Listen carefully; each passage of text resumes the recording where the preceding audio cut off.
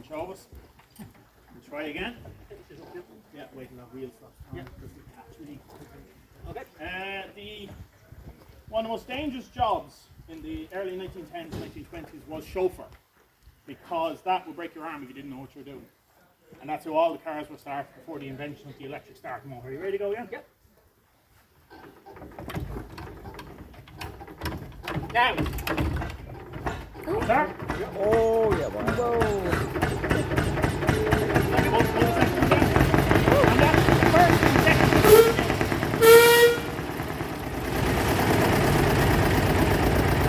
I'm a steam man, and if I had a choice of risking my arm doing that, or putting the fire in her and waiting 2 hours, I put the fire in the steam engine and wait 2 hours.